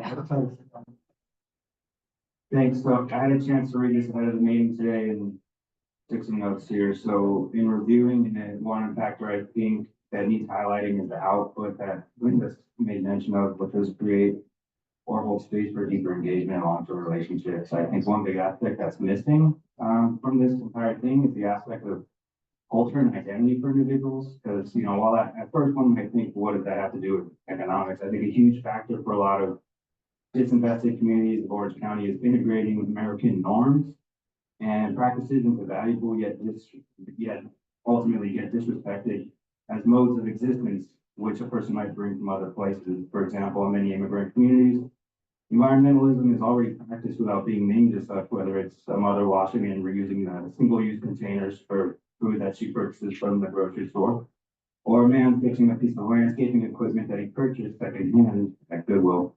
And I think that for many disinvested community members, thriving in spite of the established norms remains forgotten, if not erased. A lot of it's amidst a lot of various initiatives, language of economic resiliency. And I think that needs to change if we're claiming that we want to pursue equity within a more diverse and resilient economy.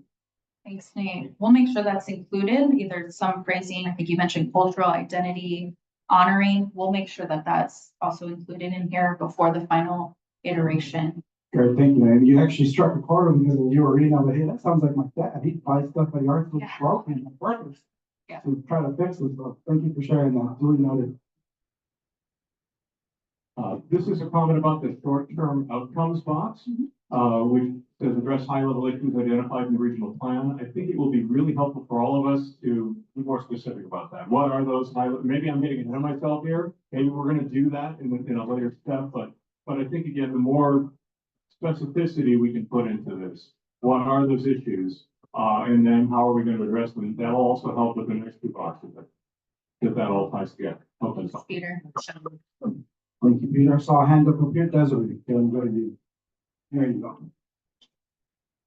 To piggyback off on that idea of cultural and identity, within Native American nation building, there's this idea called cultural match, which is creating plans and jobs and projects that are in line with Indigenous cultural values.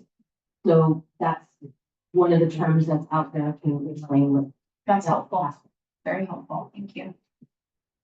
Great. I think. Muchas además, los miembros de habla hispana, María, Karen, Apolonio, Sokolin, questions, no?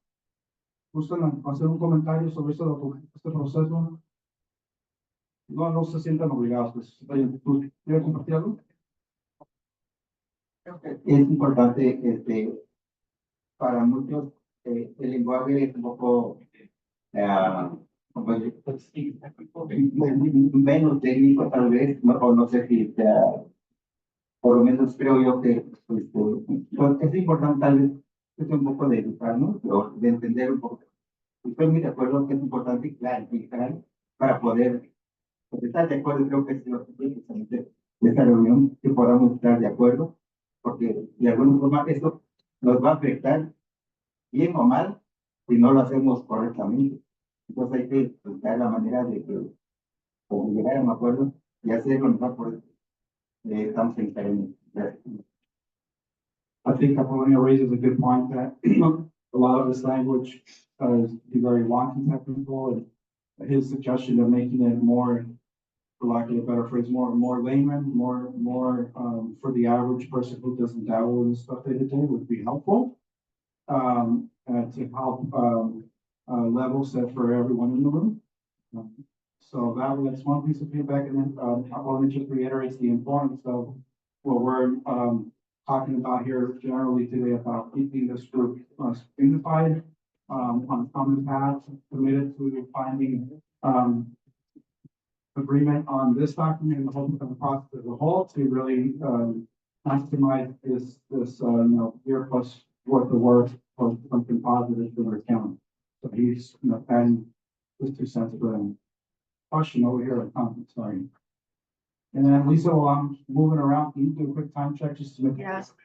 This will be the last comment. Thank you. Just thinking that through was to say, Tony made a good point that, braided funding is what the state wants to use. So figuring out which document is for the state to read and which is for us to use in the community and with our partners.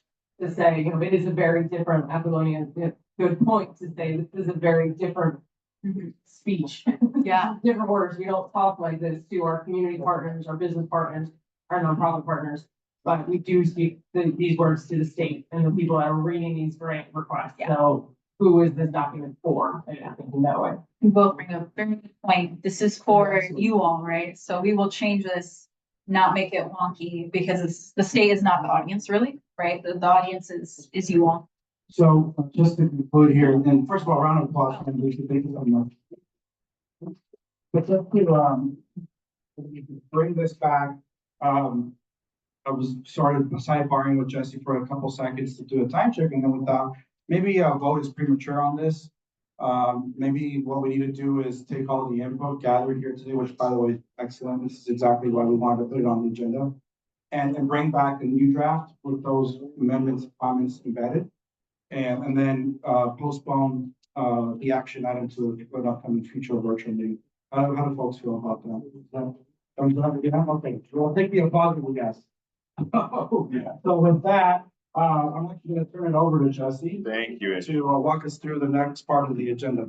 So yeah, we'll bring it up at the 9th. You'll have it together with a draft of the full regional plan part 2, so you'll see it. And of course, I think rightfully so, we want your feedback first before we show you a final version where we're going to go to the mark to make it more infographic and more visually pleasing. So it's good that we have that now versus doing it after. So thank you. So with the last few moments, so as we all know, I think we're getting close to talking about actual projects. This has been a long time coming, and so let's talk about where we're at. There's been a lot of changes since we first started. So, right, this whole thing started as SURF. The state rebranded it into California Jobs First, but again, that was this umbrella initiative that they're working on. SURF specifically became something called the Regional Investment Initiative. So sometimes the state's branding makes it confusing, but that's when I say Regional Investment Initiative, we're talking about the money that's going to be available to go directly to projects like this. Of course, they can get other funding projects, but specifically, we've done the research, we've developed the strategies. Now let's talk about projects. This is where the state will commit certain funding to fund those projects. So here's where we're at now. And I will get a further breakdown from the state directly next week. So I will update all of you as soon as that is over.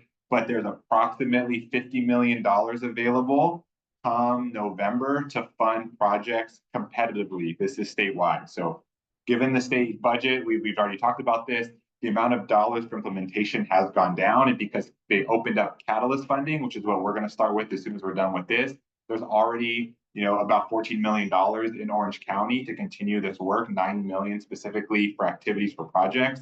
But this is for the shovel-ready stuff, right? Catalyst is supposed to help build capacity still. This is what's shovel-ready right now in Orange County that is environmentally resilient, sustainable. There's greater equity and it's driving economic growth. So there's going to be about 50 million. Again, it's not necessarily exactly we'll get a breakdown from the state. But then every year, come September, I guess, or so, there will be another $50 million available. So this will happen again in 25, 26. Assuming the state budget does not get worse, then there will be another one in 26, 27. So they are trying to spread it out in order to preserve the dollar amount, in order to preserve the total dollar amount. So I think the whole point though is that this is then becomes competitive statewide. So it's 50 million is a lot of money, but there are 12 other regions, including us, so 13 total, competing for this pot of money. Right, this is regionally approved. These projects have to be approved by the collaborative, but the state decides if it gets funded. So we are the first kind of filter, the first layer here. So this is why it's still very, very important. Unlike Catalyst, we already have the money. So this collaborative, when we get to Catalyst, if you approve that activity, it's getting funded. It's done. This is us essentially making a strong recommendation to the state, saying here are and we'll talk about whatever number that we want to submit, but so is LA, so are the Central Valley, how it's broken up, so is the Bay Area, they're submitting there. So that's where it's very competitive. The funds will be available. So this is a recent development that I found out Wednesday because, ISH in California Board does a community of practice with all the regional conveners, but they will open up the application come September. It'll be open from September to November, at which point the state will start making decisions by early December on which ones they want to fund. It is on a rolling basis. And so I linked the most recent state guidance, but that was still in draft form. I'm not quite sure how much it's going to change. I can try to get that answer for you as much as I can in advance, but I want to set the stage of this is the implementation, and here's kind of the broad stroke. So I have another slide with Catalyst if you've seen the deck, but here are things that I want people to consider. And let's start talking about it now until this meeting ends, because we'll have to probably present to you a plan forward. exactly when do we want projects, as a group, as a collaborative, when do we want to release our own SFP with our own unique conditions as we think about a strong project? Given that if we want to submit our recommended projects by November, so we are in that we're one of the first ones to submit. So essentially, when do we want to open that SFP up? How long do we want to take to review some of those projects? And when do we ultimately want to make that decision? So let's start thinking about now. When we think about just implementation, this is not Catalyst. Are we really going to be focused on 1 or 2 projects? If so, right, we have to really think about having a high bar in order for us to kind of make that decision. So are we really going to be focused on 1 or 2 projects? So strategically, are we going to try to do 4 or 5? We think about all the other regions that they might fund. We have to think about what are the max dollar amounts of just one individual project, or really how much does Orange County feel comfortable? Because sometimes when people grade things, if you're asking for too much money, like it could be a great project, but if it doesn't fit kind of their budget, then they're just going to dismiss it, or they might have to renegotiate it. So this is us about being strategic as far as what type of projects we want to see that are strong. I just note that the state did have a pilot project right when this process began, right? We had Cooperación and Thrive present on it earlier in this process. And the range was 2.1 million all the way to 10, but really half the projects were between 3 and 4. And Nate and Luis, I believe yours was in that range, right? I think it's $3.4 million, right? So their project alone was within that range. So when we start thinking about what are strong projects, is this the range we want to play in? Then as we move forward, do we want to have just project criteria? Because if you look at this link up here, it's actually a project criteria. It's not a scoring rubric. Or do we want to develop a scoring rubric? And there's probably pros and cons to both. One is more of a checklist, let's say, versus one is let's assign points to whether this accomplishes objective A, B, or C. Then we also want to again, I think we can go to the top, but conflict of interest. So at the very beginning of this work, it was intended that people who are as part of this collaborative are involved in the process. Therefore, it shouldn't have excluded you from participating in funding. If anything, it was encouraged. However, it probably doesn't feel right to have you score a project that you can receive funding for. So what is that line? What line are we going to draw as a collaborative when we think about conflict of interest? And again, I think kind of identify whether we want to decide when we think about the ultimate projects for implementation, do we want that criteria or scoring rubric to be different than what we want out of Catalyst? Or because this is all in the nature of the same work, are we in many ways establishing the same one and it'll be applied to both? Because currently with the state, again, if I go back up here to you click to that link, they have the same document currently. It's the same criteria and they say it applies to both. There are arguments as to why they should be different given the dynamics, but you could also say is if we ultimately want projects like this, shouldn't we apply that standard to Catalyst? Even though they're not ready for that, we could fund specific activities to help them get there 2 or 3 or 4 or 5 years time. So this is where I open it up. I'd love to get people's thoughts about any of these topics as we think about developing a draft for all of you to work on. So I know there's a lot there. If there are questions, I can do that, but ultimately I want your input into how you think we should be thinking about attacking this. So yeah. Yes, April. so I immediately start thinking, Kathy, of K-16. So if any of you that were part of K-16, K-16 came from the state and said, okay, all of the education system needs to work together. So thinking in that respect, how do we get this group to come up with how do we work together? I love the way that Wallace and Myra put together, this is the program and these are all the partners. There's so many partners in this room. How do we figure out how we all have pieces of it in a way, which definitely will make the conflict of interest part interesting. But that's what we're all trying to do here. We're all trying to move this needle and do this together. Well, how do we bring up a project that allows a lot of the people in this room to really make it? Yeah. No, this is why we want to surface these thoughts, and we can start thinking, staff can start thinking about this a little bit more than present to you some ideas. When I was listening to, and I'm going to get the name of the environmental group with the 2 people who did the slide deck for us. Yes, so Coast Keepers and Climate Action Corridor. As I was watching it, I just another member of the group, I was so excited as an education person, thinking every single thing they put on those slide decks. I'm like, can't we talk to this school, to this college, to this, that. So to your point, April, I feel like there is a way. I'm just gonna answer some of your questions. Yeah, people can openly disagree. Let's hear it. I Or like support. the catalyst and this, because if the state's already used the same document, let's save us some effort and do the same thing that we're going to rediscuss. I also like the idea of having a score and rubric. It's very clear, we can set it up, and then it's numbers, it's not so much opinion. And I like the idea of having criteria that I think we kind of already established that. So we could really easily put together a version of project criteria or checklist and then say, you know, look, this or this better. So I'm into keeping this as simple as possible. My agency happened to be the one in Orange County that was facilitating the 60, which is what April mentioned. So in already delivering that kind of project, I just wanted you to know that the more simplistic you can make this, the faster people will get their funding and things with human beings on the ground that are going to make our economy work. So from a general consensus, okay, let's open it up about the simplicity, right? But sometimes simplicity might bring ambiguity, right? Or we may have to not have as many then essentially when you have a scoring rubric, so many items on that rubric then for the sake of simplicity, or do people still want to err towards simplicity versus, let's say, thoroughness and clarity? How do people feel about that dynamic? Well, okay, but I would say because the more criteria you have and you assign points to it, then you're talking about a very complicated project. Unless people are just going to accept zeros.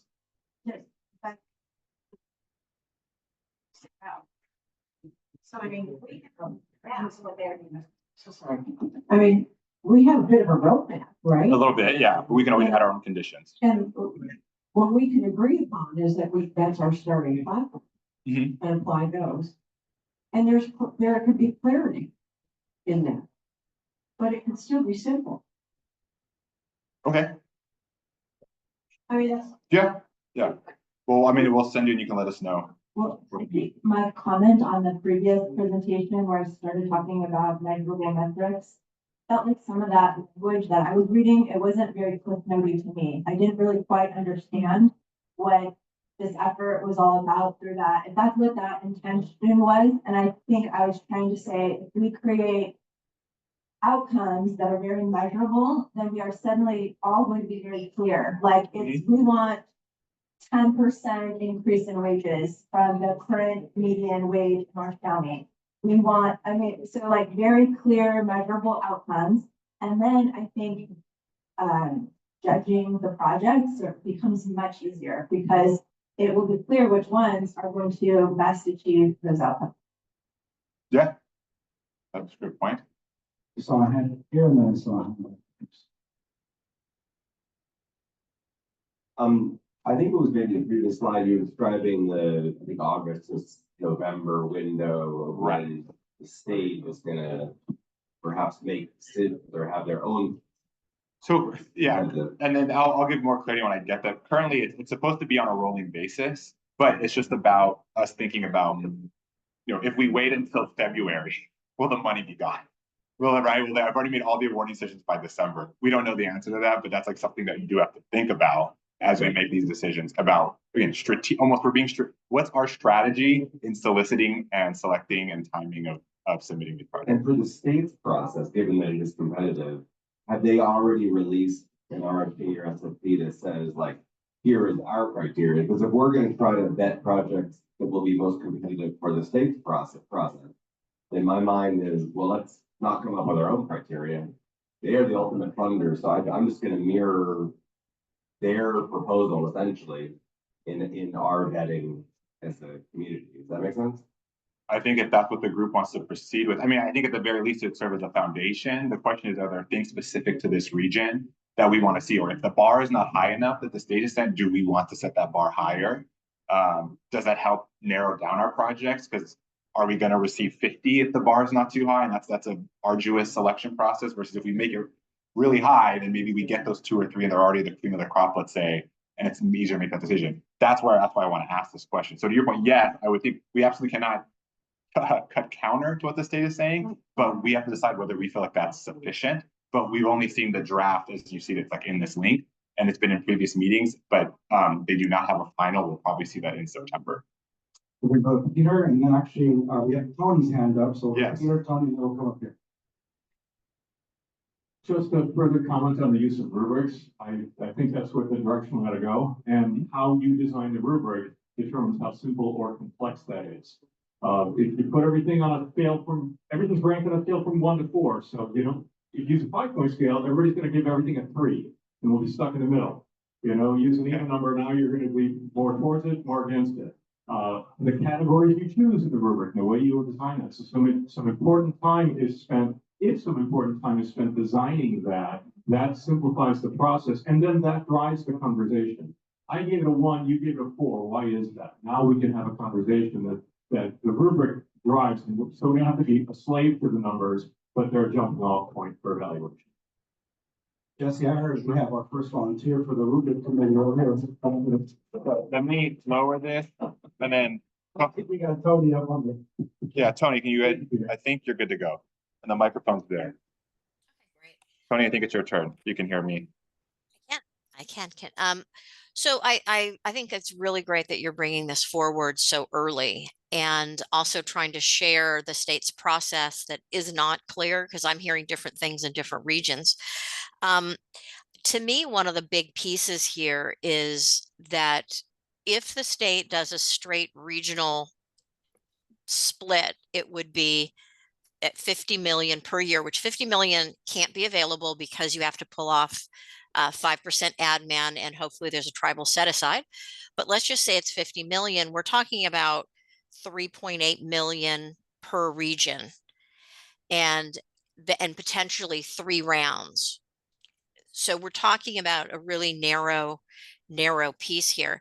My suggestion would be that we look at, of course, the regional plan is not about the implementation grant. The regional plan is about something much larger. And so it may be helpful as we figure out how we're going to do the selection for these very minuscule amount of 1 or 2 projects potentially for the region, that we make it part of something larger that might be for any projects that weren't chosen. Say we did 2 projects at 1.5 million, that for the other projects that ranked very high, that we then use advanced technical assistance, or we ask the community foundation to assist in, I don't know, matching funds. So essentially think of it, otherwise I'm not sure the total amount of value to have this many people and this many organizations and this much focus to choose $3.8 million in projects once a year. But I do think there's great value in everyone coming together. So that's what I kind of put out there. How do we make it broader so that it actually results or potentially results in bringing in other public and private investment? Thank you, Tony. I guess kind of taking it back to like the rubric conversation.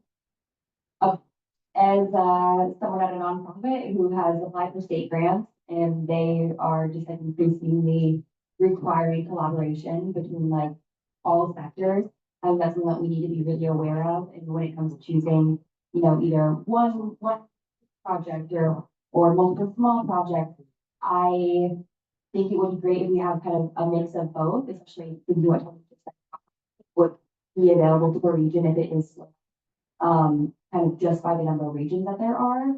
But I don't want us to kind of get too far to one end where we're like, oh, this is only so much money, well, let's just only submit, and kind of recommend 2 projects that are for a really large amount of money, because at the end of the day, there are a lot of smaller organizations that are doing really great on the groundwork and that are meeting a lot of our criteria, and less than $1 million. So that's why I think it would be great if we can have, within that rubric, still the same requirements, but I understand that this will look different if you're applying for a project that is under $1 million or over $1 million, and what that kind of looks like and how many partners we have. And yeah, what Tony said, like what is the full scale impact of this in the community as well?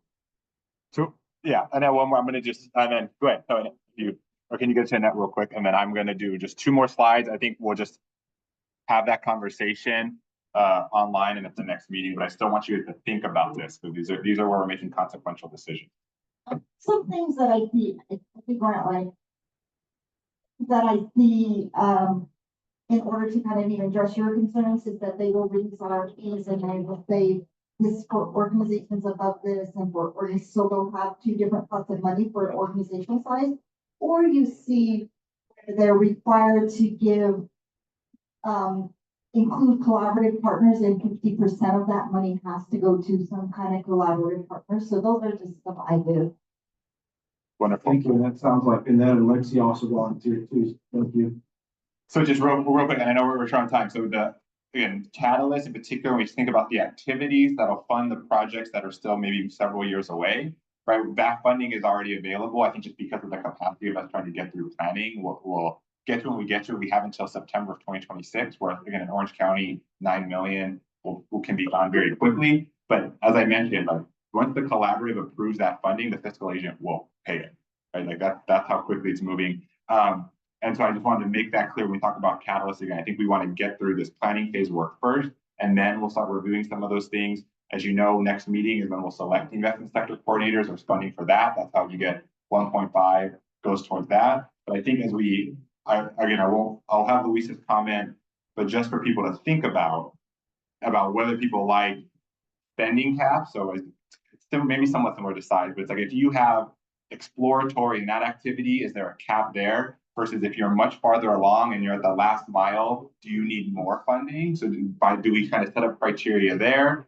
Do we philosophically want to support a few number of projects and just give them all the money they need to do that pre-development activity? Or do you want to spread it wide and just like 25 here, 50 there, 500,000 there until the 9 million are expended? And again, the same concept of do we still apply the same project criteria implementation for Catalyst? I know Luis has one more. I know we're at time, but I think if you guys start thinking about that, you can have this conversation. Definitely let me know via email or any other form. Call me. I'm happy to get I want to know the impressions of the group before we kind of lay out a draft for all of you to work off of. Just an idea. Again, I know that this is, well, feel free to let me know if it's completely ridiculous, but to me, it seems like it could be a good idea to do some kind of a project survey or some kind of a way to get the projects that are out there, and the process around that information, if that would be appropriate, but it could be an idea. I don't mind. I think I'll kick it back to you because a lot of people apply. So you're comfortable with us doing a sweep, even though it's not necessarily certain. We don't have the final criteria. You guys are comfortable with broad strokes, and even someone who's applying or sending something in, it would be short, like a page summary or 2-page summary. Or do you feel like I'm like wasting the nonprofit or the applicant's time when it might have some changes? I'm curious how people just deploy those. Yeah, Myra, or people who apply, it'd be interesting to know. So for us, when we're sharing with donors, for example, we ask for one-pagers. Okay. That could be maybe not too heavy of a lift, and gives us an idea of what's happening. Okay. And how about if people like the sweep thing, when do you want that? Want it in September?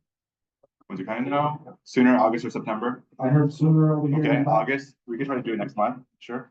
Lexi? Yeah, I'll just say on the one pager note, as far as having like the strongest applications application that we're recommending to the state, if we start sooner rather than later, and we have these them, and we see places where projects can connect with one another early on, that we can submit an application. I think that is also part of our job as regional conveners, is to make these connections for other folks. We can have a strong application going with this. Wonderful. Thank you. Lexi, earning that seat on the subcommittee. All right. Just real quick then, anyone online, and then we will wrap up, we will adjourn. Thank you for all of you who stayed. Anyone online have a final question or comment? I'm gonna put the mic down. You could in the chat, and then I'll sort of say no. Well, before he leaves, let's give this man a round. How about Maria as well? Yeah, Maria. And Maria back there too. I've just been so impressed along the way, which is Jesse's and Maria and Dr. Laura, the whole CBC team's ability to be so accommodating. But really, like I said, we have lenses into other regions, and the pivots and the accommodations that have been lended to you all, to their facilitation has been really commendable. So round of applause to you all. Thanks, Blake.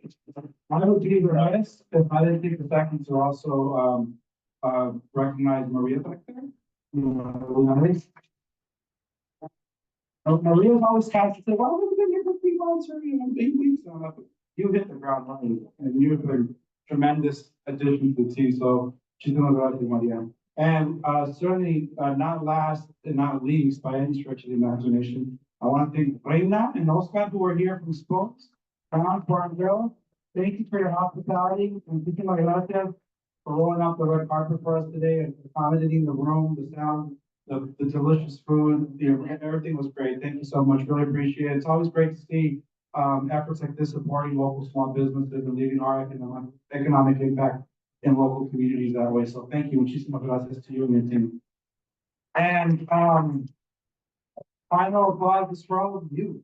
I mean, just standing up here with Annalisa and team today and just seeing how engaged and all of you have been and buying into that spirit of collaboration. Unity has been really inspiring of being up here and witnessing it. And I really just invite you all to continue to lean on each other, allow yourselves to have space to agree to disagree, make pivots and amendments as needed. Those things are logical. Writing by committee and designing things by committee is never seamless, right? You all are doing an excellent job. I'm telling you, you're ahead of the curve when it comes to this process. But when you take a step back and get up on the balcony and see how the rest of the regions are doing, this is a very cohesive group. As messy as you think that this process has been thus far, you all have been pretty united, pretty cohesive, and have been very, very productive. And which is why in your timeline, you're so far ahead of so many other regions. So, I say that with a great degree of confidence because Annalisa and I check in with the other regions every 2 weeks on our regions community of practice forum. And, often it's Orange County, Maria and Jesse offering advice to them. I'm like, here's how, things are going in our region. People are taking notes. So applause to all of you for that. And really appreciate the space and community together in person. Our hope is to continue to offer these sort of in-person convenings at least once a quarter to be able to do what we did today in a very effective, productive, cohesive, united manner. And we'll try to make it light as well. So it's not always, the cerebral charts and, policy, but we want to learn about you all and you all learn about each other along the way too. That's the stuff that lasts beyond the data and the funding is the relationships. So lean into those relationships at your table, across tables and in front of them. With that, on behalf of the California Forward team, wish you all a great weekend.